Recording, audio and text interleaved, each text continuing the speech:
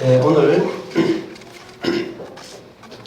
날씨가 어제 수목원 놀러가는 우리 지체들이 있는데 어제는 날씨가 구름하더니 오늘 날씨는 아주 좋습니다. 못 간 형제들을 위로하는 시일인 것 같아요. 다른 분들은 또 수목원 안 가더라도 좋은 데 갔다 오셨죠? 못 갔습니까?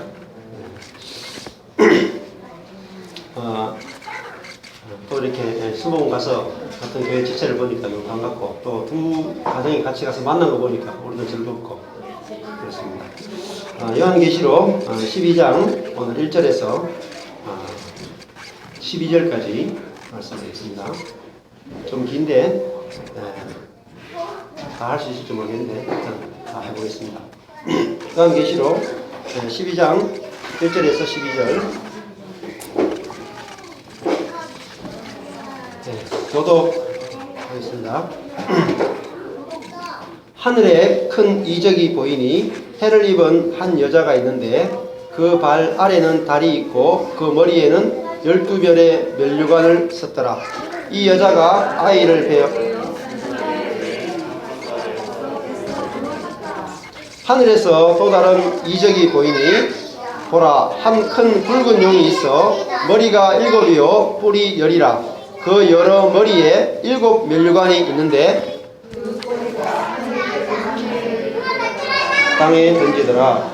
용이 해산하려는 여자 앞에서 그가 해산하면 그 아이를 삼키고자 하더니 여자가 아들을 낳으니 이는 장차 철장으로 만국을 다스릴 남자라. 그 아이를 하나님 앞과 그 보좌 앞으로 올려가더라.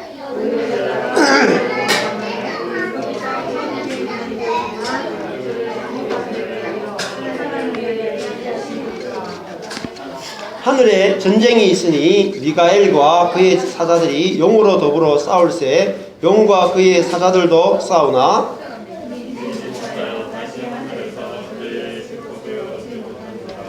큰 용이 내어 쫓기니 옛 뱀 곧 마귀라고도 하고 사단이라고도 하는 온 천하를 꿰는 자라.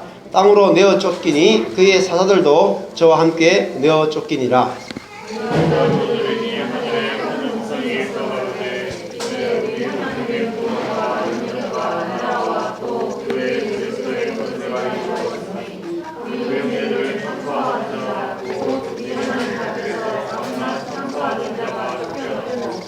또 여러 형제가 어린 양의 피와 자기의 증거하는 말을 인하여 저를 이기었으니 그들은 죽기까지 자기 생명을 아끼지 아니하였도다.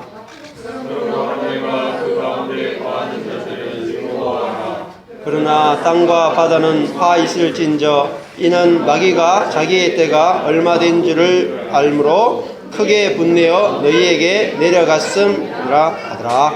아멘.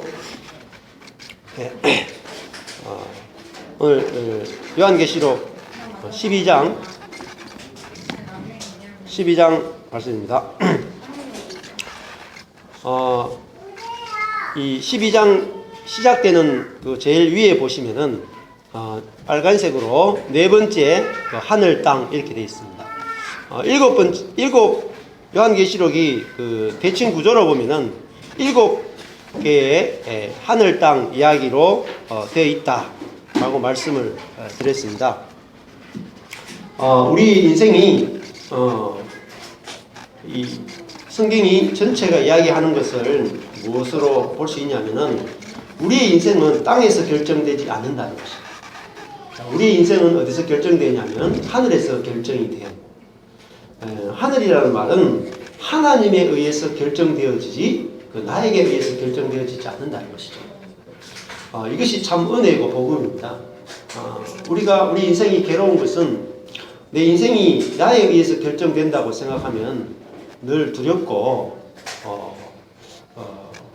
앞이 어떻게 될지 혼란스럽고 걱정이 되고 그럴 수밖에 없죠. 그러나 우리 인생이 하늘에서 결정이 나고 즉 하나님의 손에 달려있다라는 사실을 우리가 알고 그것을 의지할 때에 우리가 비로소 안식과 평안을 누리게 되는 줄이 있습니다.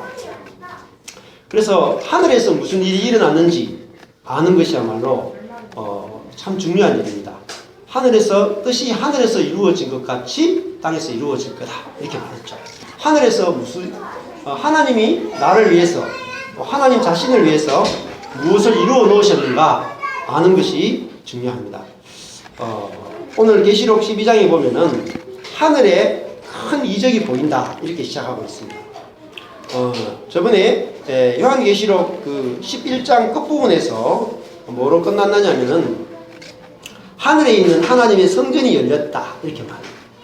자, 이 원래 성전이 땅에 있는 성전과 하늘에 있는 성전으로 나누어지죠.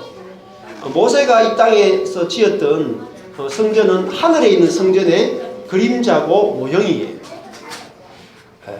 그래서 모세는 하늘에 있는 성전을 제대로 보지 못했죠. 근데 이 신약의 성도들은 하늘에 있는 하나님의 성전을 보게 되었습니다. 자, 하늘에 있는 하나님의 성전이 온전하고 땅에 있는 성전은 아직 온전하지를 못합니다. 그 말은 무슨 말이냐면은 성전이라고 하는 것은 가장 중요한 기능이 뭐냐 하면은 심판하는 기능보다는 용서의 기능이 있죠. 용서의 기능. 모세와 예수님의 근원적인 차이가 뭐냐 이렇게 본다면, 자, 모세는 왕이었습니다. 그죠? 200만 명이 되는 이스라엘 백성들을 광야에서 이끌어가는 선지자이면서 왕이면서 제사장이었습니다. 즉 다른 말로 하면은 구약의 메시아였죠. 구약의 메시아. 구약의 메시아가 바로 기름 부은 자가 모세였습니다. 이 모세와 예수님의 가장 근원적인 차이가 뭐냐? 오늘도 요한계시록 12장 5절에 보면은 여자가 아들을 낳으니 이는 장차 철장으로 만국을 다스릴 남자라 그 아이를 하나님 앞과 그 보좌 앞으로 올려가더라 이렇게 돼 있어요. 여기 보면은 그 아들이 예수님인데 그 아들이 철장으로 만국을 다스릴 남자다. 그건 다른 말로 하면은 철로 만든 지팡이, 철 지팡이로 모든 민족을 다스릴이 뭐냐면 포이마이노예요. 뭐냐면 양을 치다라는 뜻입니다. 자, 철 지팡이로 모든 민족을 목양할 남자다 이렇게 되었어요. 그러니까 지금 예수님을 누구하고 비교하고 있냐면은 지금 모세하고 비교하고 있죠. 자, 그러면은 모세와 예수님의 차이가 뭐냐? 라고 우리가 단편적으로 본다면은 생각해 보십시오. 그 공동체 안에서 한 여자가 간음을 했어요. 간음하다가 현장에 잡혔어. 그러면 그 여인을 재판하기 위해서 10부장한테 데려가고 10부장이 해결을 못하면 100부장, 100부장이 해결을 못하면 1000부장, 1000부장이 해결을 못하면은 모세한테 데려오게 돼 있어요. 자, 모세한테 데려왔을 때에 간음한 현장에서 간음한 여인이 모세 앞에 데려오면은 모세는 그 막대기를 어떻게 통치하겠습니까? 모세가 가지고 있는 건 뭐죠? 율법. 그러니까 간음하면 어떻게 하라 그랬습니까? 돌로 쳐 죽여라. 그렇기 때문에 모세는 어떤 여인이 간음해서 예수님 앞에 오게 되면은 모세는 어떻게 할 수밖에 없습니까? 율법에 따라서 그 여인을 돌로 쳐 죽여라라고 할 수밖에 없어요. 그게 뭐냐면 땅에 있는 성전입니다. 그러니까 하나님의 그 은혜, 하나님의 긍휼이 온전히 드러나지 못하는 거죠. 율법은 하나님을 온전히 드러내지 못해요. 율법은 심판하고 재판하고 죽이는 기능을 가지고 있기 때문에 그 성전은 하나님을 나타내는 곳인데 하나님을 온전히 나타내지 못한다. 그러나 하늘의 성전은 바로 예수님을 상징하죠. 예수 그리스도가 바로 하늘의 성전입니다.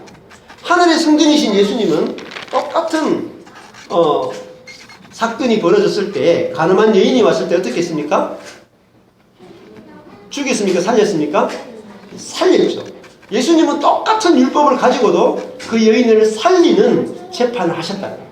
그게 바로 하늘의 성전입니다. 그러면 우리는 어떻습니까? 요한계시록 오늘 12장 12절에 보면 그러므로 하늘과 그 가운데 거하는 자들은 즐거워하라 이렇게 말했어요. 하늘과 그 안에 거하는 자들, 하늘과 그 안에 거하느니 스케노예요. 하늘과 그 안에 장막을 치는 자들은 즐거워하라. 하늘의 성전에 거하는 사람, 하늘 성전에 거하는 자들은 즐거워하라 그랬어요. 왜냐하면 하늘 성전에는 그죠? 은혜가 지배하고 있기 때문에 우리 자신이 어떻습니까? 그리스도 예수 안에 있는 자에게는 결코 정죄함이 없다 이렇게 말합니다. 그래서 우리가 하늘의 성전이신 그리스도 안에 거하는 자들은 즐거워할 수밖에 없다고. 그러므로 자기 자신이 하늘 성전에 거하지 않고 모세의 성전에 거하는 자들은 즐거워할 수가 없어요. 자기 자신을 정죄하고 남을 정죄할 수밖에 없죠. 그러나 원래 모세의 성전도 어떤 기능을 가지고 있습니까? 원래 모세의 성전도 죄인이 오면 죽이는 것이 아니라 죄인 대신해서 양을 죽이고 그 죄인을 살려내는 것이 모세의 성전이었어요. 그래서 하늘 성전의 그림자였죠. 그 성전은 다른 말 하면은 죽여서 살려내는 것입니다. 죽여서. 살리려면 먼저 죽여야 돼요. 번제단에서 죽여서 살려내는 것이 바로 성전이었다는 거죠. 그래서 우리가 지금 이 시대는, 신약 시대는 하늘 성전에 거하는 시대다. 그 사람들은 어떻습니까? 화가 없단 말이에요. 더 이상 하나님의 은혜 가운데 있다 이렇게 말씀드릴 수 있습니다. 그러면 하늘 안에 오늘 보니까 이 계시록 12장 1절하고 3절에 두 종류의 이적이 있다는 걸 보게 돼요. 두 종류의 이적.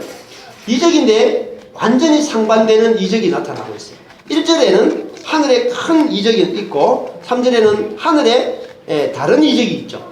자, 첫 번째 이적은 해를 입은 한 여자가 있는 이적이고 두 번째 이적은 한 큰 붉은 용이 있는 이적입니다.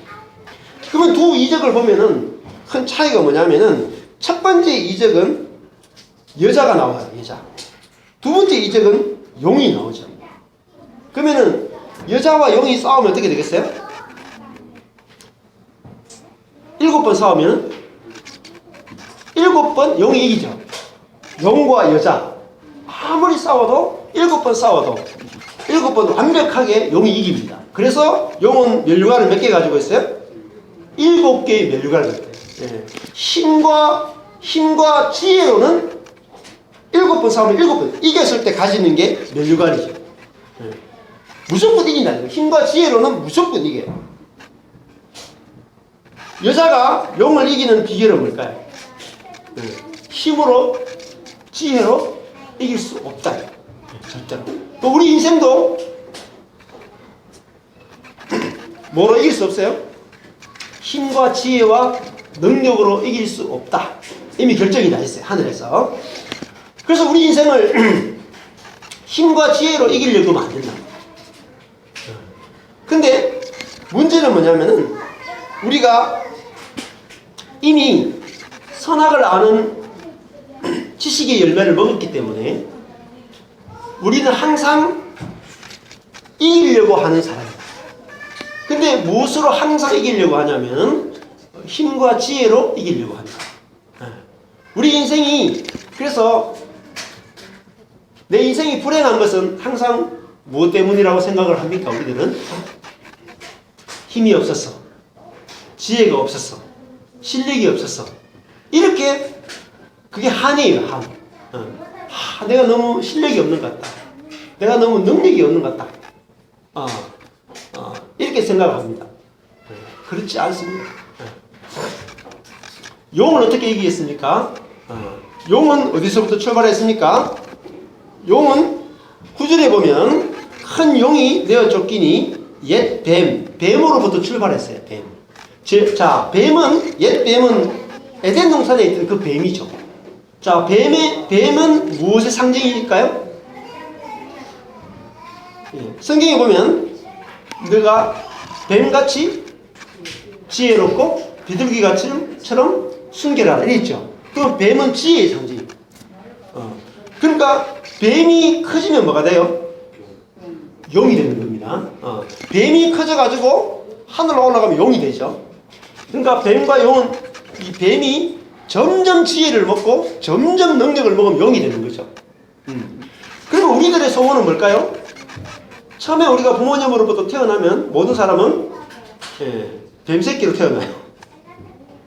즉 지혜와 능력을 추구하는 존재로 태어난다. 그거를 뭐라고 말하냐면 교만이라고 해요. 교만. 교만한 존재로 태어나고 지혜와 능력을 철저하게 숭배하는 존재로 우리가 태어나요. 이걸 뭐라고 하냐면 죄성이라고 부릅니다. 죄성. 여러분 기독교는 죄 문제를 해결하는 종교예요. 그런데 죄가 뭐냐 했을 때 대부분 우리는 지금까지 죄를 뭐라세요? 어떤 나쁜 짓 하는 거 이런 거를 죄라고 했죠. 그거는 죄들이고 죄의 뿌리를 가리켜서 죄성이다 그래요. 우리가 죄들과 싸워가지고는 답이 안 돼. 죄성과 싸워야 돼. 그래서 십자가는 죄들의 문제를 해결할 뿐만 아니라 죄성의 문제를 해결하는 게 십자가예요. 그러면 죄성이라는 말은 우리의 본성이에요. 본성을 십자가에 죽여버리고 새로운 생명과 새로운 본성의 사람으로 바꾸어주는 것이 뭐냐면 십자가와 부활의 능력이다 이렇게 말하셨어요. 자, 제가 김서택 목사님, 대구 동부교회 목사님이신데 김서택 목사님 그 요한계시록 책을 설교 옛날에 한 거 동부교회 오기 전에 아주 젊은 시절에 했던 그 요한계시록을 읽어보니까 김서택 목사님이 이런 부분에서 정말 정리가 잘 돼 있어요.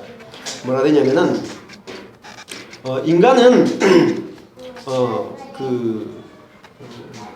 치료되지 않는 교만 때문에 고통스러워한다. 인간이 고통스러워하는 것은 어떤 환경이나 돈이나 어떤 물질이나 이런 것 때문에 고통스러워하거나 두려워하는 게 아니라 인간이 고통스러워하는 것은 치료되지 않는 교만 때문에 고통스러워요. 교만이 뭐냐면 죄성이에요. 죄. 그럼 교만이란 뭐냐면은 하나님과 분리되어서 나의 지혜, 나의 능력, 나의 자원으로 살려고 하는 것을 바로 죄라고 한다. 근데 이게 죄로 안 보여요. 여러분 지혜로운 게 죄입니까? 어디 가서 지혜로운 게 죄다 그러면 바본 줄 알아요. 능력 있는 게 죄입니까? 아니죠. 여러분 교회 와서 지금까지 저도 마찬가지지만 신앙생활을 수십 년 하면서 기도하고 금식하고 하나님께 간구하면서 뭘 달라고 기도해요? 지혜 달라고 능력 달라고 기도하죠. 그게 전부 다 거꾸로 가는 거예요. 전부 다 거꾸로 가는 거예요. 지혜와 능력을 주면 어떻게 돼요? 하나님으로도 독립해. 독립해서 그게 바로 죄성이란 말이에요. 그러니까 우리는 뭐와 싸워야 돼요? 죄성과 싸워야 되지 죄들과 싸우는 게 아니에요. 그래서 예수님께서는 모세는 죄들과 싸웠죠. 모세는 죄들밖에 못 봤기 때문에 죄들과 싸웠지만은 예수 그리스도는 죄들과 싸우는 분이 아니라 죄성의 문제를 해결하러 오셨다. 그래서 지금까지 2000년 동안 기독교가 사람들을 변화시키기 위해서 그렇게 노력했음에도 불구하고 제자리 한 걸음도 제대로 가지도 못했는 것은 죄성의 문제를 해결하지 못했기 때문에 죄 용서만 계속 이야기했지. 그러나 원래 죄사함의 비밀 할 때 사함이라는 단어가 아페시스예요. 뭐냐면은 죄로부터 석방되다는 거예요. 죄의 권세로부터 석방되다. 이게 원래 죄사함의 비결이에요. 뜻이에요. 그러나 지은 죄들을 용서하는 복음만 계속 이야기했기 때문에 죄성의 문제를 다루지 못했고 죄성이 치료되지 않았다. 그러나 예수 그리스도는 왜 오셨습니까? 예수님은 의원으로 오셨죠. 의원은 뭐 하는 사람입니까? 병을 치료하러 오죠. 그 병이 뭐예요? 죄성이란 말이에요. 예수님은 죄성을 치료하러 오셨다. 그래서 예수님이 고치신 병은 다 어떤 병입니까? 마태, 마가, 누가, 요한복음 보십시오. 예수님의 병은 고칠 수 있는 병일까요? 못 고치는 병일까요? 못 고치는 병만 고쳤어요. 즉 다른 말 하면은 내 스스로 행위를 고칠 수 있는 그 그런 것들은 예수님이 안 고쳤다. 절대 고쳐지지 않는 죄성을 완전히 다른 의의 본성으로 하나님의 성품으로 바꾸기 위해서 오셨다. 그것이 복음입니다. 여러분, 우리 자신의 존재가 바뀌는 것이 복음이에요. 그것이 하나님과 연합하여 하나가 된다는 뜻이.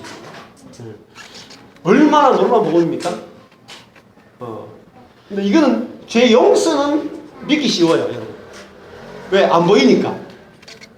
죄 용서받은 건 안 보이죠? 그 믿기 쉬워요. 여러분 다 죄 용서받았습니다 하면 뭐 현상으로 나타나는 것도 아니고 안 보이니까 아멘 하죠. 근데 제가 저희 교회에서 8년 동안 복음 전하면서 본성이 바뀝니다 이러면은 전부 다 에이 사람인데 뭐 바뀔까? 조금 행위가 바뀔지를 몰라도 여러분 본성이 바뀐다고 하는 것은 무슨 말이냐면은 개구리로 태어났다가 사람이 된다는 것도 같은 얘기예요. 백설공주가 하여튼 숲속에 있다가 그 공주가 그 개구리 뽀뽀해주니까 그 왕자로 바뀐 것처럼 본성이 바뀐다는 것은 존재가 바뀐다는 거예요.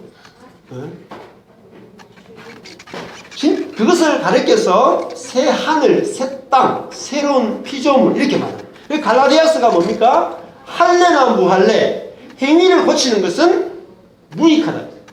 할례나 무할례가 아무것도 아니로되 새로 지으심을 받은 자 뿐이라 이렇게 얘기했어요. 즉 다른 말로 존재가 바뀌지 않는 것은 다 가짜라. 아무리 해도 가짜. 그래서 많은 분들이 감옥에 있던 분들이 깡패들이 혹은 도둑들이 감옥에서 예수를 만나서 죄 용서를 받고 막 감동을 하고 막 눈물을 흘리고 나와가지고 어떻게 돼요? 다시 도둑질 하죠. 그건 뭐냐면 죄성의 문제를 해결하지 못했기 때문에. 어떻게 죄성의 문제를 해결하느냐? 안 들었기 때문에. 김석태 목사님이 또 이런 이야기 했어요. 치명적인 것, 이 교만을 해결하는 길은 죄성을 시인하고 완전히 그리스도께 맡기는 것밖에 없다. 뭘 하라고요? 죄성을 시인해야 한다.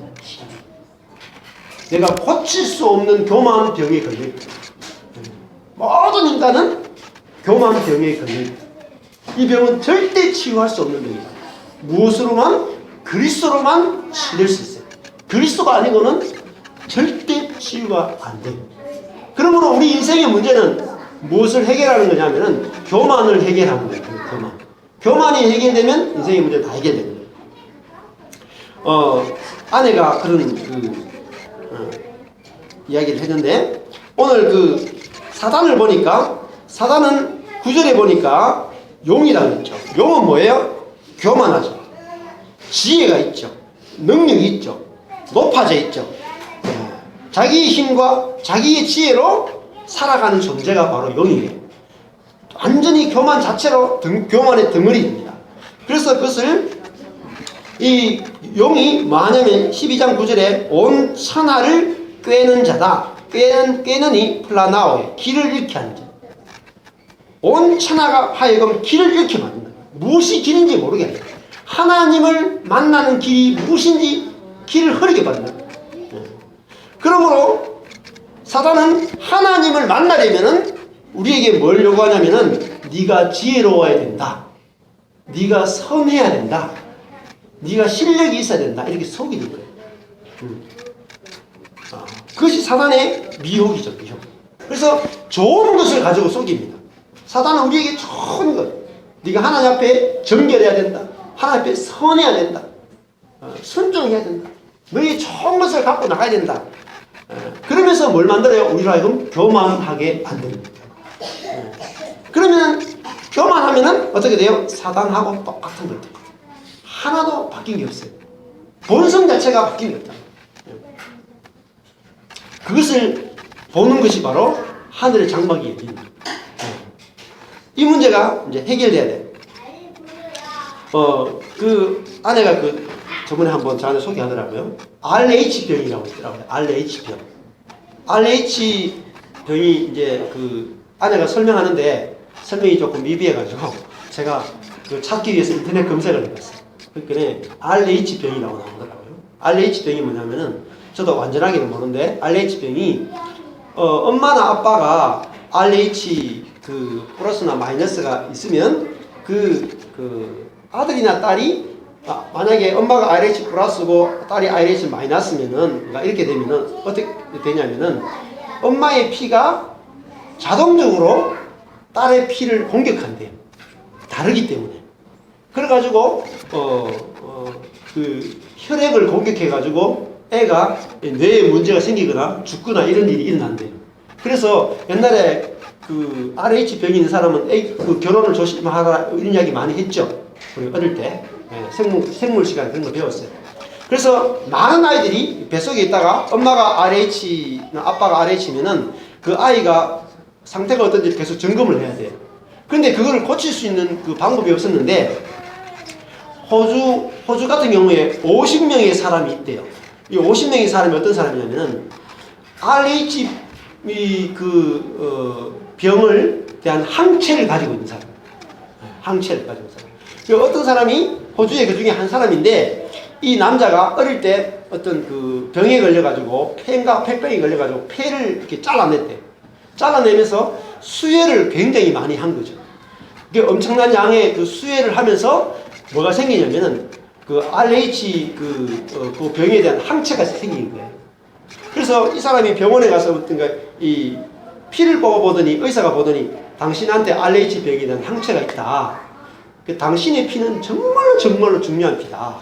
그래서 이 사람의 피를 가져가서 엄마 아빠가 RH라 가지고 애가 공격당할 수 있는, 특히 엄마가 그렇죠. 아이가 뱃속에 있으니까. 그래서 엄마에게 이걸 주사하면은 아이가 안 다치고 건강하게 태어나는 거예요.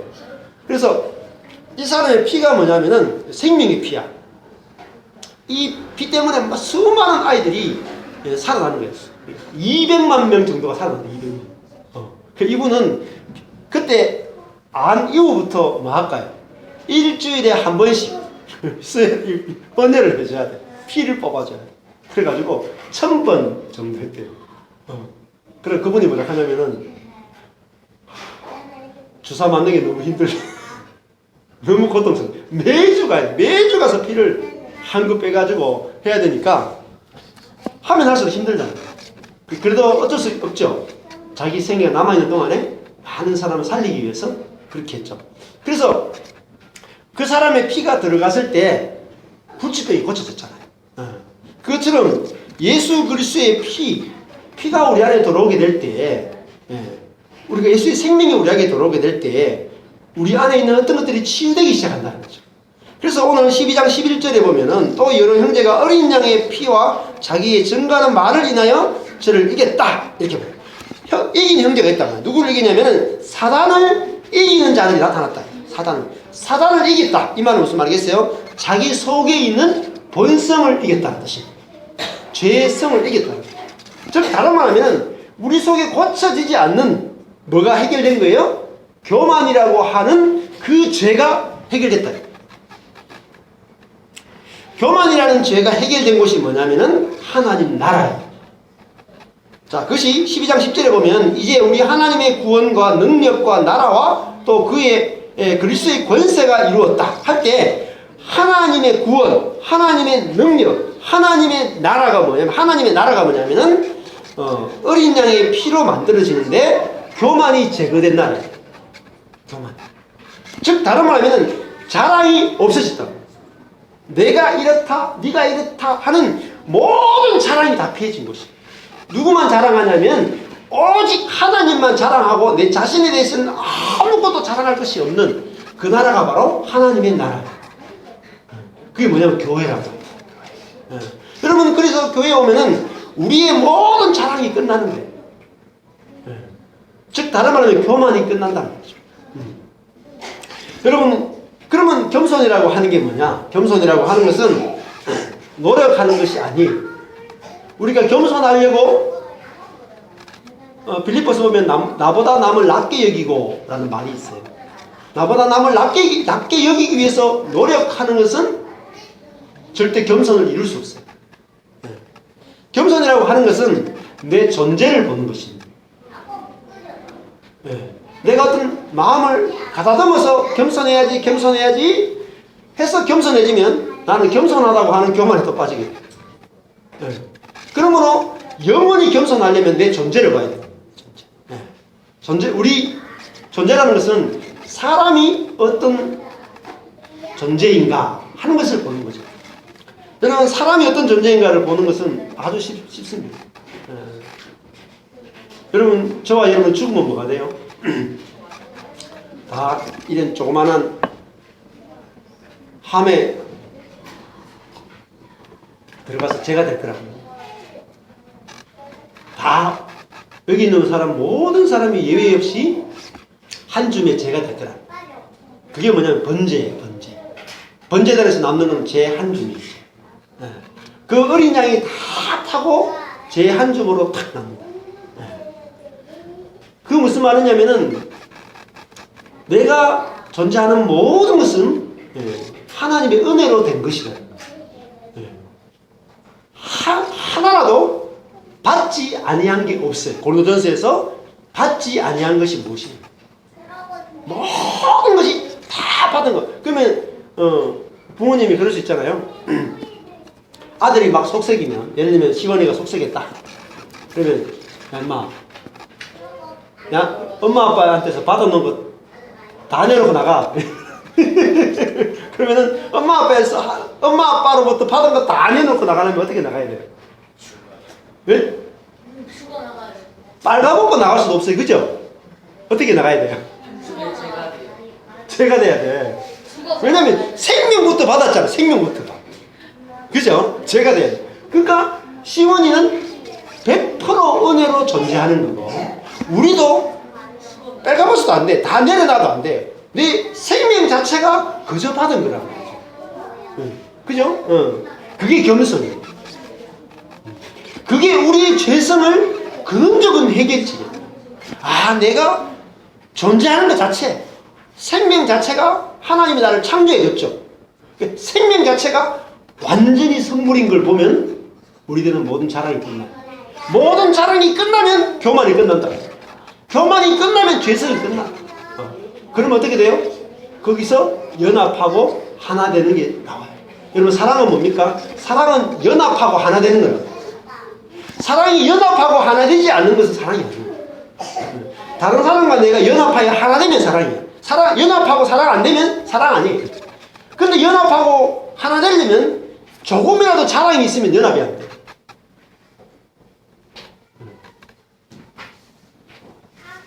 우리 존재의 자리에서만 연합하고 하나가 돼요. 나의 나 된 것은 하나님의 은혜로 된 것이고, 당신 된 것도 하나님의 은혜 된 것이고, 당신이 태어난 것조차 하나님의 은혜고, 나도 태어난 것이 하나님의 은혜다. 그 은혜의 자리에서만 우리들은 비로소 사랑이라는 것을 경험해요. 그래서 우리는 뭘 보냐면은 은혜를 보지 않는다. 우리 아이를 볼 때도 이 아이가 지금 행동하고 있는 것만 보지 이 아이의 존재를 보지 않는다.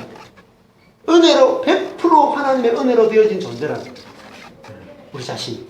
그 자리에서 우리는 사단을 이긴다. 그게 뭐예요? 어린 양의 피로 이긴다. 우리 자신으로 이기는 것이 아니라 어린 양을 의지하여 하나님의 은혜로 이기는 것이 바로 어린 양의 피로 이긴다. 그러면 하늘에 오늘 돌아가서 하늘에 큰 이적이 있어요.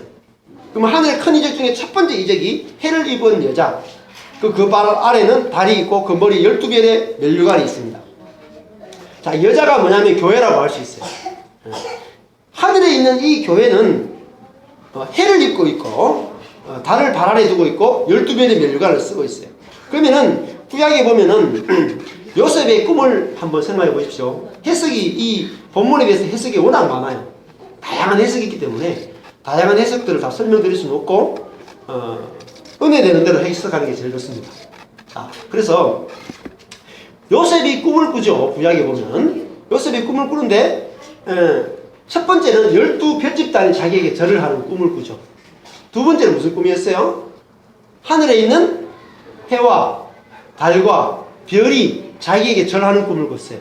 그러면 하늘에 있는 해와 달과 별이 뭐예요? 별은 야곱, 아버지 야곱이고, 그죠? 달은 어머니죠, 그죠? 어머니 라헬이죠. 그리고 12별은 뭐예요? 형제들이었죠. 그러면은 하늘에 있는 해와 달과 별은 하나님의 백성들을 말합니다.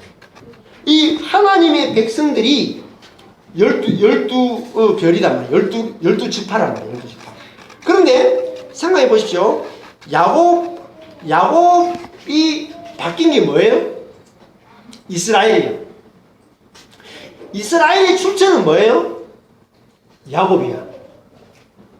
이게 중요합니다.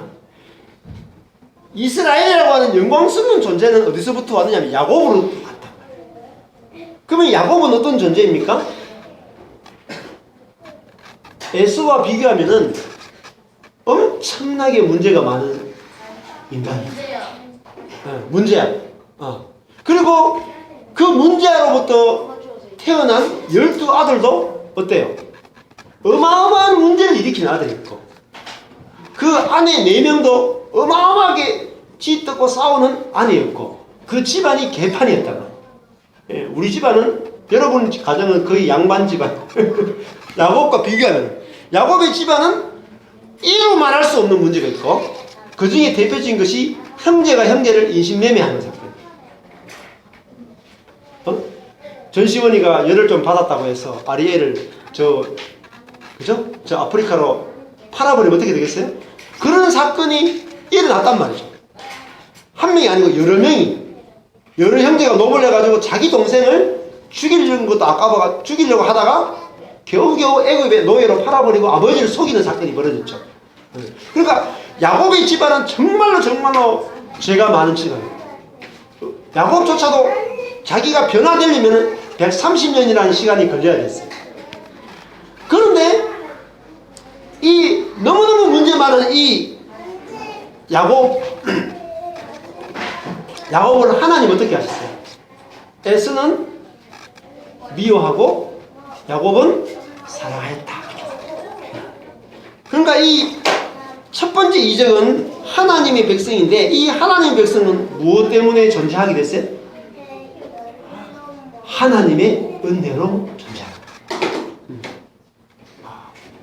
하나님의 은혜로 존재하는 사람, 그 사람을 그리스도인이라고 해요.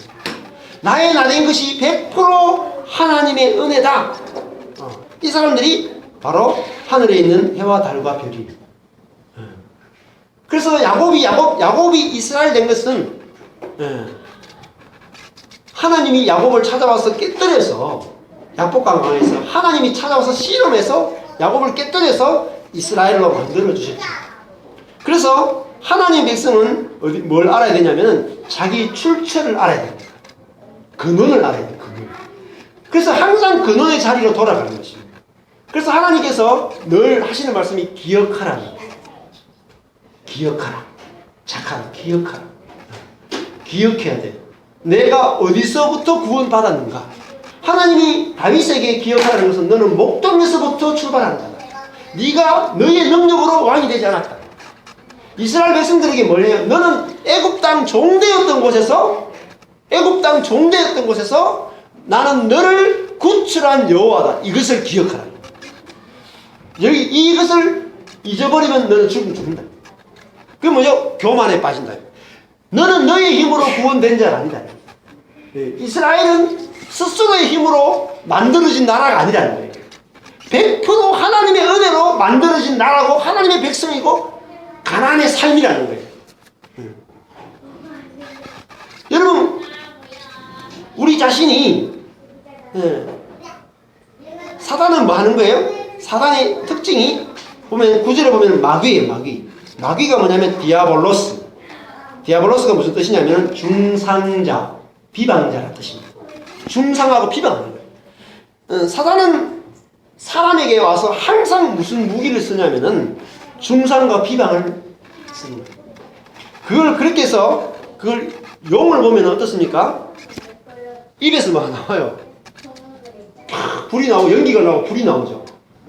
그리고 입은 엄청나게 말을 잘한다는 거예요. 불이 나오고 나온다는 거예요. 그 다음 어떻게 돼요? 또 입으로 완전 삼켜버리죠. 뱀도 그렇고.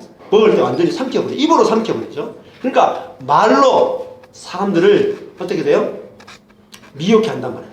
그리고 꼬리로 이 4절에 보면 그 꼬리가 하늘의 별 3분의 1을 끌어다가 땅속으로 던져버렸다. 던지라는 말이 내어 쫓는다는 말이에요. 꼬리라는 말은 그죠? 속인다는 것이에요. 속인다. 그러니까 용은 끊임없이 우리를 속이는 자다. 그렇게 말할 수 있습니다. 그래서 이 뱀이 사람을 속이는 것은 항상 똑같은 것을 가지고 속입니다. 뱀이 찾아오면은 항상 전략이 똑같아요. 절대 바뀌지 않습니다. 똑같은 방법을 써요. 에덴 동산에서 뱀이 아담과 하와를 찾아왔을 때 속이는 게 뭐였습니까? 선악과를 먹으면 하나님처럼 된다. 좋은 것을 줬습니까? 나쁜 것을 줬어요? 선악을 아는 지식, 그러니까 지혜를 줬죠. 그리고 하나님처럼 된다, 높아지는 걸 제시했었어요. 그러니까 엄청나게 좋은 것을 지금 제시하고 있는 거죠. 그래서 그 말이 너무 듣기에 좋기 때문에 보암직하고 드럼직하기 때문에 그거를 아담과 하와가 받아 먹었다. 우리들도 마찬가지일 겁니다. 그러면 예수님한테 이 뱀이 예수님한테 왔을 때도 똑같은 전략을 썼어요. 예수님한테 광야 40년 동안 와서 했던 게 뭡니까? 돌로 떡을 만들어 먹어라 했는데 그 앞에 말이 있습니다. 무슨 말일까요? 요한복음 보면 요한복음 앞에와 뒤가 이렇게 대칭 구조를 가지고 있어요. 요한복음 앞에는 예수님이 광야에서 시험 나가는 내용이 있고 뒷부분에 가면 십자가에서 시험하는 내용이 나와요. 그런데 예수님이 광야에서 시험 받는 거하고 십자가에 달렸을 때 시험 받는 내용이 똑같아요. 자, 무슨 말이냐면은 한번 가보시죠. 요한복음으로 가서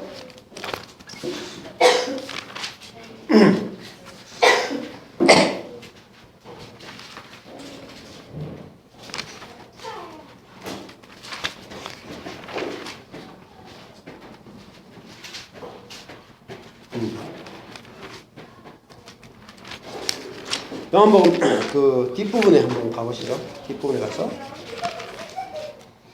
20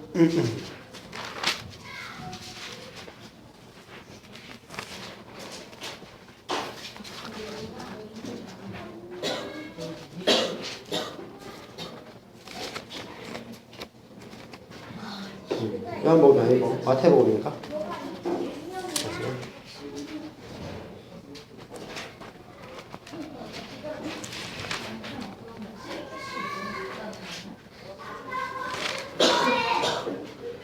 자, 마태복음입니다.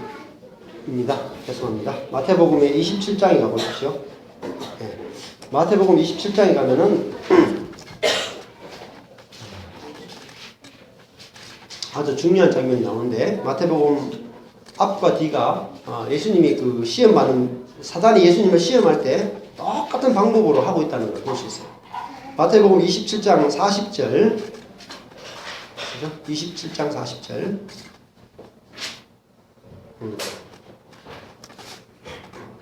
자 27장 40절에 보면은 39절부터 보면 지나가는 자들은 자기 머리를 흔들며 예수를 모욕하여 가로되 성전을 헐고 사흘에 짓는 자여 네가 만일 하나님의 아들이여든 자기를 구원하고 십자가에서 내려오라.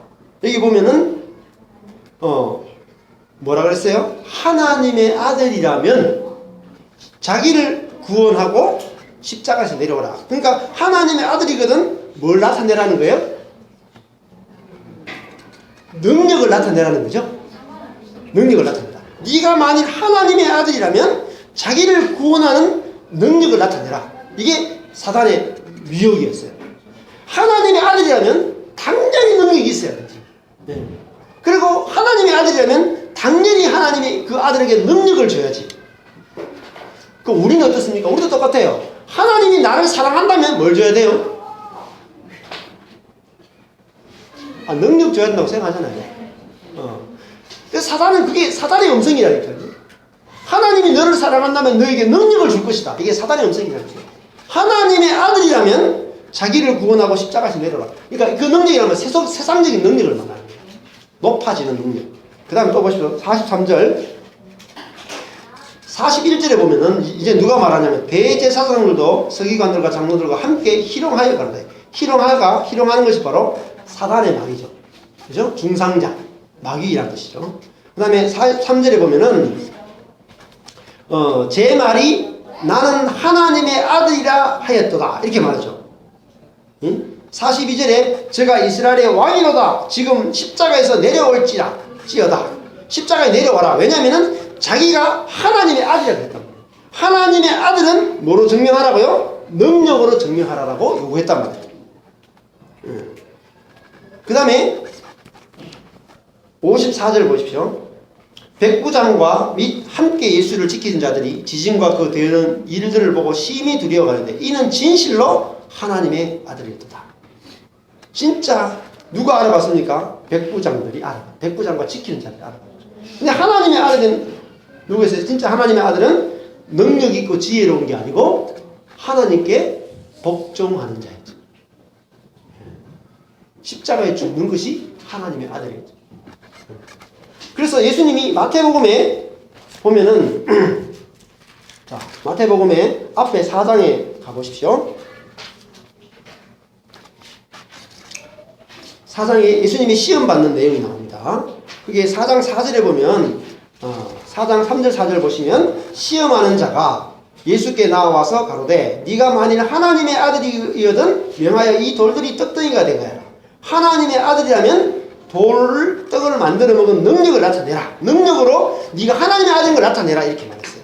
그런데 예수님은 뭐랬습니까? 사람이 떡으로만 살 것이 아니고 하나님의 입으로 나오는 모든 말씀으로 산다. 즉 예수님은 능력으로 사는 것이 아니라 하나님의 말씀에 전적으로 의존되어 산다는 거예요. 하나님의 말씀에 의존된 사람, 미련하고 약한 자기로서는 아무것도 없는 그 사람이 바로 하나님의 아들이란 말이에요. 하나님의 아들이 어떤 사람이냐가 바로 그리스도인인 내가 누구인가를 결정해버려요. 빌립보서의 말씀에 보면은 빌립보서 한번 가보시죠. 빌립보서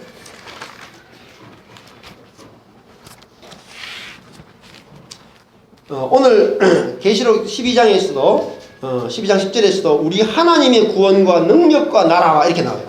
하나님의 구원, 하나님의 능력이 무엇인지 알아야 돼요. 하나님의 능력이 뭐냐? 하나님 그리스도의 권세가 이루었다 할 때 권세가 뭐냐라는 걸 알아야 돼요. 하나님의 능력과 그리스도의 권세가 뭐냐 할 때 빌립보서 2장에 가보시면은 2장 5절 보십시오. 너희 안에 이 마음을 품어라 이렇게 했어요. 이 마음을 품으라가 뭐냐면은 프로네오, 이것에 전념하라는 것이에요. 이것에 완전히 올인하라는 거예요. 올인이 뭐냐면 예수 그리스도의 마음이니가 아니고 원래 예수 그리스도의 그것이란 말이에요. 예, 앞에 투토이거든요. 예, 너희 안에 이것에 전념하라 했을 때 예수 그리스도의 이것이다 이런 말이에요. 예수 그리스도의 이것이 뭐냐? 예수 그리스도의 엑기스가 뭐냐? 예수 그리스도가 어떤 분인지에 전념하라는 거죠. 예수 그리스도를 어떻게 제시하고 있냐면 그는 근본 하나님의 본체 형상이시나 하나님과 동등됨을 취할 것으로 여기지 아니하시고 오히려 자기를 비어라는 말은 캐노예요. 무효로 하는 거예요. 자기를 무효화시켜 가지고 종의 형체를 가져 사람들과 같이 되었고 사람의 형상으로 나타나셨습니다. 사람이 되셨다는 거죠. 진짜 사람이 되셨다. 자기를 낮추시고 자기를 평평하게 해서 죽기까지 복종하셨으니 십자가에 죽으셨다. 십자가에 죽은 이분이 누구냐면 그리스도라는 거예요. 하나님의 아들은 능력으로 증명되는 게 아니고 뭐로 증명되냐면은 그죠? 참 사람 자기를 낮추심으로 증명이 된다. 성품으로 증명되는 거지 능력으로 증명되는 게 아니라. 하나님의 사람은 생명으로 증명되지 능력으로 증명되는 게 아니에요. 그 영은 뭐로 증명해요? 계속 지혜와 능력으로 자기가 하나님의 아들이라고 증명하는 거예요. 그게 다 속는다. 한국교회가 시끄럽고 세계교회가 늘 시끄러웠던 것은 무엇 때문입니까? 누가 하나님의 아들이냐라는 부분에서 헷갈렸다. 미혹당했단 말이에요. 누가 하나님의 아들이에요? 능력을 나타내는 사람이 하나님의 아들이 아니에요. 많은 사람들이 대형교회 목사를 쫓아간다. 왜 쫓아가요? 능력 때문이에요. 능력. 그 능력에는 많은 것들이 들어있어요. 여러분, 굉장히 경건해요. 경건도 능력입니다. 굉장히 인격적이에요. 그것도 능력이에요. 갈고 닦은 거예요. 자기가 갈고 닦은 능력이죠. 인격을 갈고 닦을 수 있는 능력이에요. 성경을 굉장히 많이 연구했어요. 실력이죠. 실력도 속이는 거예요. 그것이 다 능력에 속하는 거예요. 하나님의 아들은 뭐로 증명되냐면 하나님 앞에서 나는 하나님의 입에서 나오는 말씀으로만 삽니다. 나는 아버지의 은혜가 아니고는 나는 아무것도 아닙니다 라고 하는 그 존재로 증명되지 능력으로 증명되는 게 아니에요. 십자가는 존재 증명이지 능력 증명이 아니란 말이에요. 하나님이 우리에게 원하는 것은 능력을 내놓으라는 것이 아니라 우리의 존재를 내놓으라는 거예요. 우리가 사람을 만나거나 교회는 뭐로 만나야 돼요? 존재로 만나는 것이 능력으로 만나고 지혜로 만나고 우리의 자랑으로 만나는 게 아니라. 그러면 내 존재를 내놓는 것은 굉장히 쉬워요. 내 있는 그대로 내놓으면 돼요. 그죠? 뭐만 내놓으면 돼요? 사람인 것만 내놓으면 돼요. 사람인 것. 내가 하나님의 은혜가 필요한 사람인 것. 내가 해와 달과 별, 야곱인 것만 내놓으면 돼요. 야곱인 것. 내가 야곱인 것만 내놓는 게 존재를 내놓는 거라니까. 그게 참 사랑이에요. 예수님이 십자가에서 자기 존재를 내놓으셨단 말이에요. 하나님 아버지 앞에서. 부활시켜주지 않으면은 무덤에 장사 지내서 일어날 수 없는 그 존재를 내놓으셨단 말이에요. 우리도 그 존재를 내놓으면은 하나님이 우리를 먹을 수 있고 사람도 우리를 먹을 수 있어요. 우리가 다른 사람하고 내가 왜 하나가 되지 못합니까? 내 존재를 내놓지 않기 때문에. 행위를 내놓기 때문에. 능력과 지혜를 내놓기 때문에 그렇습니다. 저도 목사님들하고도 10년을 공부했어요. 10년을. 근데 지금도 마찬가지고 복음을 공부하러 오시는 분들이 많이 있어요. 또 복음을 공부하는 분도 있고 들으려고 오는 분도 있고. 근데 복음을 공부하는 것이 하나님의 말씀을 듣는 것이 나는 복음을 알고 있다. 나는 복음을 알아서 다른 사람보다도 더 지혜롭고 더 능력 있고 더 괜찮은 괜찮은 사람이 되고 싶다. 그런 차원에서 듣는 경우가 많단 말이에요. 그러면 아무것도 안 돼요. 그건 행위의 차원이거든요. 존재의 차원이 아니다. 그래서 이번 주에도 성경부 모임에 해서 목사님 두 분이 그렇게 고백하더라고요. 한 목사님은 지금까지 이번 일주일 동안 저하고 성경부 같이 나눔한 것도 10년을 했어요. 10년 했는데 그 목사님이 뭐라고 고백하냐면은 자기는 평생 아버지가 너무 일찍 돌아가셨고 어머니 밑에서 자랐는데 자기 평생 욕구는 뭐냐면 남에게 인정받는 거예요. 남에게 인정받기 위해서라는 말은 뭐겠어요? 높아지기 위해서, 사랑받기 위해서 뭘 했어요? 자기의 존재를 내놓은 게 아니고 자기가 잘하는 걸 내놨단 말이에요. 잘하는 거. 자기가 얼마나 신실하고 성실하고 남을 배려하는가 그거를 내놨거든요. 그 목사님이 어느 정도로 인정을 받고 싶으냐. 그 목사님이 개척하고 나서 헌금의 거의 대부분 한 7, 80%를 돈도 없는데 다 선교비로 썼어요. 한 달에 개척교회인데 선교 헌금만 200만 원 썼어요. 여러분 자기 교회 개척교회인데 막 무너져 가는데 선교 헌금 200만 원씩 매달 헌금하는 목사는 어떤 목사입니까? 위대한 목사 아니에요? 대단한 목사죠. 우리가 대단한 목사가 되고 싶은 그것이 뭐죠? 그게 미혹입니다. 무엇으로? 우리의 경건으로, 나의 경건으로 하늘에 도달하고자 하는 그 교만이 우리 속에 치료되지 않고 있다고 보지. 그 뿌리가 보여야 된단 말이에요. 그 사단은 뭐로 속이냐면 경건의 모양으로 나타나는 거예요. 광명의 천사로 나타난다. 그걸로 높아지고자 합니다. 또 한 목사님이 그렇게 고백하셨어요.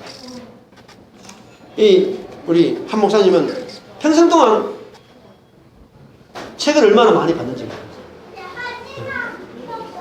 매주 두꺼운 책을 3권, 4권씩 보셨대. 그리고 머리가 워낙 똑똑하니까 책 보는 게 취미니까. 그래서 그 목사님이 이번 주에 고백하기를 자기는 실력 있는 목사가 돼야 된다. 실력 있는 목사. 실력 있는 목사가 뭐죠? 은혜로 되어지지 않는 목사죠. 하나님의 은혜를 의지하지 않는 목사죠. 하나님께 존재를 내놓는 것이 아니라 실력을 내놓죠. 사람에게도 실력을 내놓죠. 실력을 내놓으면 다른 사람은 어떨까요? 주눅들어요. 안 그래요? 그분 앞에 가면은 그대 앞에만 쓰면 나는 왜 작아지는가? 작아진다니까요.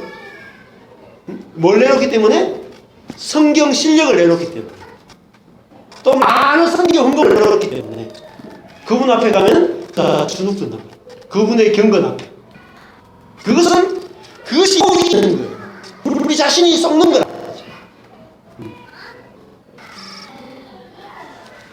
하나 되지 못해요. 그러면 빌립보서 가보면은 예수 그리스도는 하나님 앞에서 자기를 낮추셨다. 하나님의 은혜로만 존재한다라고 그렇게 고백하시는 분이 바로 예수 그리스도라고. 그래서 그 앞에 보면은 빌립보서 말씀 앞에 보면은 1장 27절에 보면은 오직 너희는 그리스도 복음에 합당하게 생활하라 이렇게 말해요. 그리스도의 복음에 합당하는 게 뭐예요?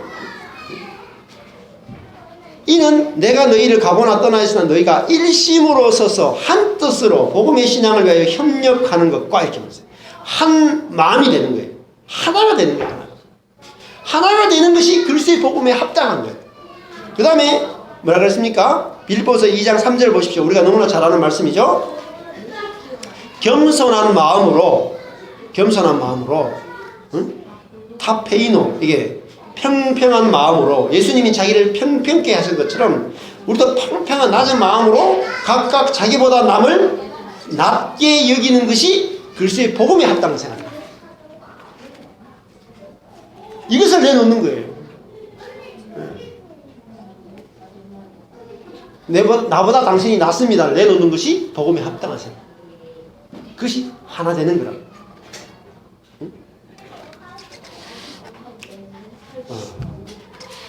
그래서 빌립보서 3장으로 가보십시오.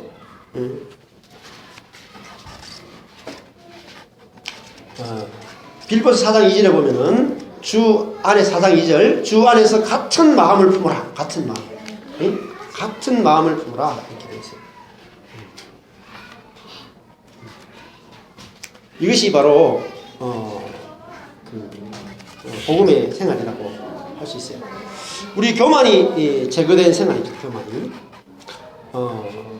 그래서 오늘 말씀 돌아가서 12장 6절로 가보시면은 그 여자가 하늘에 있는 그 여자가 등장하죠. 여자는 어때요? 여자와 용을 비교하면은 여자는 굉장히 약한 존재예요. 그러면 교회는 어떤 존재냐면 교회는 굉장히 약한 존재라고. 용은 굉장히 지혜롭고 굉장히 강한 존재라면 이 여자는 굉장히 여자의 특징은 이 고대 사회에서 여자라고 하면은 공부할 수 없었어요. 학교가 없었기 때문에. 미련함과 약함의 특징을 가지고 있어요. 그런데 이 미련하고 약한 것이 뭐예요? 좋은 거란 말이에요. 미련하고 약한 게 좋은 거예요. 근데 아담이 미련하고 약한 것이 보기 싫어서 수치를 느꼈단 말이에요. 수치. 자기가 미련하고 약한 게 수치를 느끼는 거예요. 그래서 우리가 해결해야 되는 건 뭐냐면은 수치심이 해결돼야 돼요. 내 자신에 대한 부끄러움이 해결돼야 돼요. 내가 미련하고 약한 것이 부끄러우면 안 돼요. 그래서 사단은 끊임없이 우리로 하여금 부끄럽게 만드는 거죠. 그것이 바로 사단의 정죄입니다. 그래서 비방이죠. 그걸 마귀라고 그러죠. 계속해서 우리를 부끄럽게 하는 거예요. 그럴 때에 어린 양의 피와 자기의 증거하는 말을 통해서 이겼다는 말은 무슨 말이냐면 그 뒤에 보시면은 자기 생명을 아끼지 아니하였다 이렇게 나와요. 자, 자기 생명 걸을 때 11절에 자기 생명 걸을 때 생명이 뭐냐? 푸시케거든요. 푸시케라는 말은 자기 목숨이란 뜻인데 아끼다라는 말이 아가파오예요. 자기 목숨을 사랑하지 않았다. 그 목숨은 뭐예요? 이 푸시케라고 하는 목숨은 뭐냐면 자기를 높이고자 하는, 그죠? 자기를 높이고자 하는 게 바로 목숨의 특징이에요. 근데 그것을 사랑하지 않았다. 자기 목숨을 미워했다는 거예요. 자기 속에서 자기를 높이고자 하는 것, 그것이 하나님을 대적하는 것임을 알았다는 거예요. 그래서 자기 목숨을 미워하였다는 말은 하나님을 사랑하고 이웃을 사랑했다는 말과도 통하는 말이다. 이렇게 할 수가 있습니다. 하나님의 사랑은 야곱에게 갔어요. 죄 많고 문제 많고 정말 문제투성이인 그 야곱을 하나님 사랑하셨어요. 그렇다면 우리가 내 자신의 모습이 야곱처럼 보일 때 그것이 좋아 보여야 된단 말이에요. 좋아 보여요. 이스라엘은 땅이 어떻게 생기냐면은 제일 위에 헐몬산이 있어요. 헐몬산이 2,800m, 3,000m 정도 돼요. 근데 거기는 스키장이 있어요. 이스라엘에서 유일하게 스키장이 있는 곳, 헤르몬산. 눈이 있는데 그 눈이 녹아서 내려와서 어디로 가냐면 이스라엘 제일 북쪽 지명이 뭐냐면 단이에요. 단에서 제일 밑에 브엘세바거든요. 단에서 브엘세바까지 이렇게 불러요. 근데 그 헐몬산에 물이 내려와서 단에서부터 출발해요. 단에서부터 출발해서 어디로 오냐면은 사해까지 내려와요. 근데 그 단에서부터 물이 내려왔다가 뭐냐면 요르단이에요. 요르가 내려가다. 그러니까 단에서부터 내려가다가 요르단이에요. 그러니까 단에서부터 출발해서 사해까지 물이 쭉 흘러오는데 물이 어디로 흘러오냐면 이 요르단 강으로 흘러오는 것은 요르단은요. 지구에서 어떻게 보면은 땅이 가장 깊은 곳이에요. 바다보다도 훨씬 더 깊어. 바다보다도 100m 이상 깊은 곳이 바로 요르단이에요. 그러니까 하나님의 그 헐몬산이 뭘 의미하냐면 하나님의 은혜를 의미해요. 성경에서 그 높은 하나님의 은혜는 어디로 흐르냐면 이 지구에서 가장 낮은 요르단으로 흐르는 것이에요. 끊임없이 흘러요. 왜냐하면 그것이 가장 낮은 곳이기 때문에. 그래서 내가 어떻게 보면 죄인에게 흐르는 거죠. 우리가 죄인이기 때문에 하나님의 은혜가 끊임없이 우리 속에 흘러옵니다. 내가 죄인인 걸 알면은 고쳐라는 게 아니에요. 에서는 야곱보다도 훨씬 더 아버지의 말을 잘 들었어요. 훨씬 더 선했어요. 선했기 때문에 어떻게 됐어요? 자기의 선을 의지하다가 하나님의 은혜를 놓쳤단 말이에요. 무시했단 말이에요. 장자권을 무시했단 말이에요. 장자권은 바로 하나님의 은혜를 의미해요. 근데 야곱은 자기가 문제가 많았기 때문에 하나님의 은혜를 의지하지 않을 수 없는 인생이었다. 그러므로 나에게 있는 그 많은 문제가 하나님의 은혜를 끌어당기는 역할을 하고 있다는 걸 알 때 우리 인생이 새롭게 보기 시작합니다. 그래서 그걸 알게 되면 어떻게 되냐면 용이 쫓겨나간다. 용이. 오늘 말씀 보면은 쫓겨나간다는 말이 굉장히 많아요. 12장 4절에 보면은 땅에 던지더라. 이 말이 발로요, 발로. 내어 쫓기다. 용이 쫓겨나가는 거예요. 그리고 9절에 보면은 큰 용이 내어 쫓기니, 이게 발로거든요. 내어 쫓기니. 그리고 땅으로 내어 쫓기니, 발로. 그 다음에 저와 함께 내어 쫓기더라. 발로, 발로. 이 세 번, 9절에 내어 쫓긴다는 말이 세 번 나오고, 그 다음에 10절에 우리 하나님 앞에서 밤낮 참소하던 자가 쫓겨나는 거예요. 사단이 쫓겨나는 거예요. 어디서 쫓겨납니까? 내 속에서 교만이 처리될 때, 내가 연약하고 미련하고 죄인이고 문제가 많고 그것이 하나님의 은혜를 끌어당기는 역할을 한다는 사실을 할 때 여기 쫓겨나가는 거예요. 그것입니다. 그것이 바로 하나님의 은혜라는 거죠. 그래서 12절에 하늘과 그 안에 거한다라는 말은 하늘이 뭐라 그랬습니까? 성전이고 제단이라고 그랬어요. 성전 안에 거하는 자들, 하나님의 은혜 안에 거하는 자들은 즐거워할 거라는 거죠. 그러나 땅과 바다는 화가 있다는 거예요. 하늘의 성전에 거하지 않고 자기의 지혜와 자기 능력 안에 거하는 자는 화가 있고 마귀가 찾아가서 그들을 괴롭히기 시작한다. 말씀을 정리 좀 하겠습니다. 이 전쟁이 벌어졌어요. 계시록 12장 7절에 보면 하늘에 전쟁이 있는데 미가엘과 그의 사사들이 용으로 더불어 싸울세 용과 그의 사사들도 싸우나 이기지 못했다. 하늘의 싸움에서 이 미가엘과 사단이 싸웠는데 사단이 쫓겨났어요. 근데 미가엘은 어떻게 이겼을까요? 이게 비밀이야. 미가엘은 어떤 능력으로 사단을 이겼을까? 이게 비밀 중에 비밀이에요. 이건 어디 나오냐면은 유다서 1장 9절이다. 거기에 보라고 나와 있죠. 미가엘과 그의 사사들 옆에 보면 유다서 1장 9절이다. 바로 계시록 앞에 유다서가 있어요. 아주 짧은 성경인데 한 장으로 된 성경인데 아주 중요한 말씀이 나와요. 유다서 1장 9절 찾아보십시오. 어떻게 이겼는가? 미가엘이 사단을 이긴 비결이 나와요. 유다서 1장 9절 천사장 미가엘이 모세의 시체에 대하여 마귀와 다투어 변론할 때에 감히 뭐 했습니까? 회방하는 판결을 뭐라 했어요? 쓰지 못하고 다만 말하되 주께서 너를 꾸짖으시기를 원하노라 하였거늘 이 사람들은 무엇이든지 그 알지 못하는 것을 회방하는도다. 이렇게 돼 있어요. 자, 회방이 뭐냐면은 중상하다, 비방하다. 아까 전에 뭐 했어요? 마귀죠? 마귀가 뭐라 그랬습니까? 뜻이 디아볼로스, 중상자, 비방자라고 그랬죠? 그러면 여기서 이 사람들은 유다서 1장 10절에 이 사람들은 뭐냐면은 거짓 선지자들이거든요.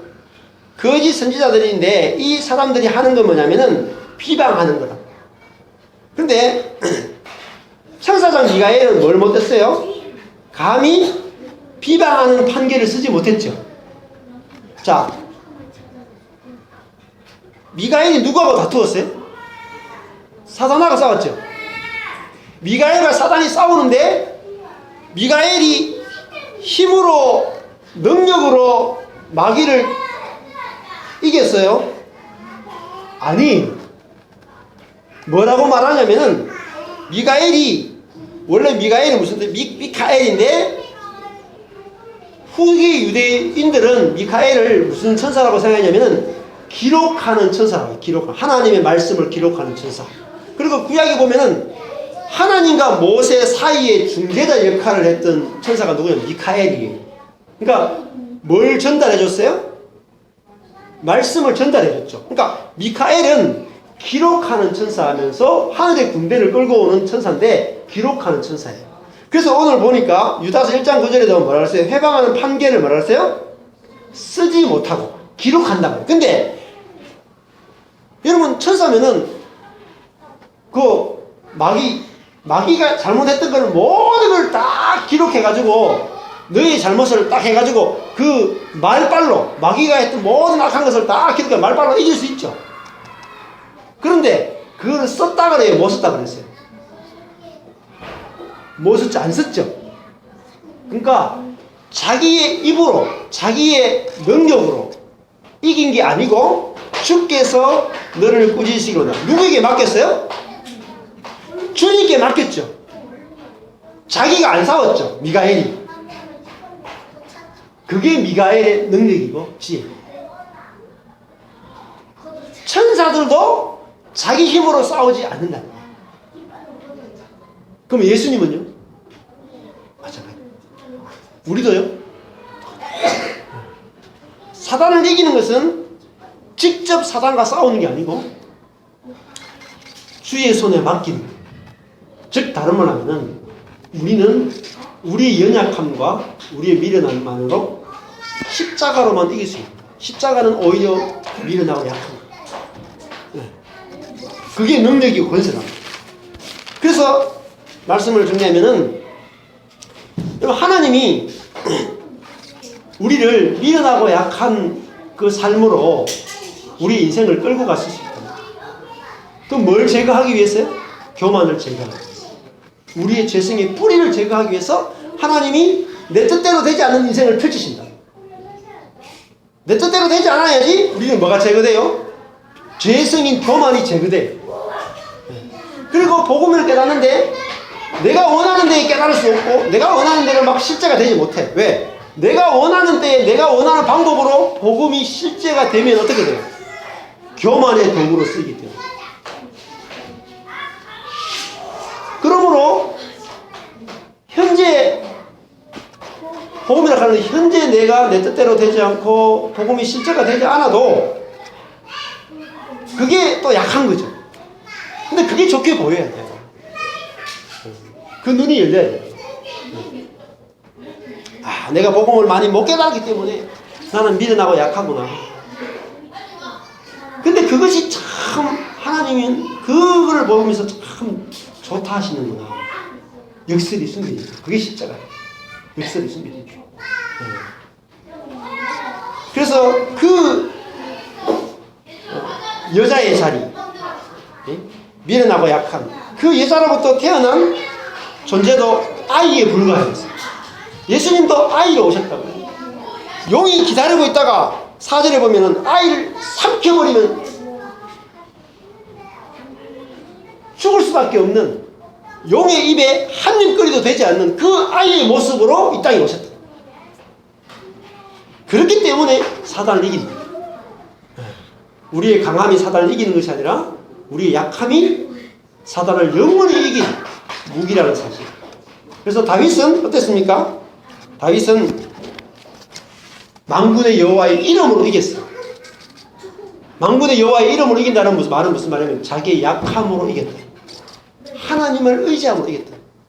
그래서 우리 인생이 약하고 부족하고 문제 많고 이 인생이 하나님께서 들어서시기에 온전한 인생이라는 사실을 우리가 깨닫고 저와 여러분이 안식을 누리기 원하고 또 우리가 옆에 있는 지체를 볼 때에 그런 모습이 보일 때 그것이 은혜 받기에 합당하구나 그렇게 보여져서 우리가 우리 삶 가운데 하나님 나라가 풍성하게 임하기를 축복합니다. 기도하겠습니다. 하나님 아버지, 사단은 끊임없이 우리에게 와서 우리의 수치를 드러내고 우리의 부끄러움을 드러내서 우리 스스로 우리의 힘으로 옷을 만들어 입으라고 끊임없이 유혹하고 정죄하고 부끄럽게 하는 존재임을 보았게 되었습니다. 지금까지 우리가 살면서 늘 내 자신을 보면 부끄럽고 수치스럽고 그래서 내 존재를 내놓지 못하고 나의 어떤 장점을 내어놓기를 좋아했고 그렇기 때문에 하나님과 사람들의 관계가 깨어져서 늘 외롭게 그렇게 살 수밖에 없었던 것을 고백합니다. 그러나 예수 그리스도께서 벌거벗은 자기 자신을 내어놓으심으로 하나님과 사람을 화목케 하셨고 하나 되게 하신 것처럼 우리도 예수 그리스도 안에서 하나님의 그 은혜 아래서 어린 양의 피 아래서 우리 미련하고 약한 이 인간의 생명이 우리의 삶이 조금도 부끄러움이 없다는 사실을 다 깨달을 수 있도록 은혜 베풀어 주시기 원합니다. 그래서 우리의 내가 있는 이 자리가, 내 존재가 하나님 앞에서 얼마나 사랑받기에 온전한지 다 깨달아서 풍성한 안식을 누릴 수 있도록 축복해 주옵소서. 지금은 우리 주 예수 그리스도의 은혜와 하나님의 사랑하심과 성령님의 교통하심이 어린 양의 피로 승리하기를 삶을 누리기를 소망하는 모든 성도들 머리 위에 영원토록 함께 있을지어다. 아멘.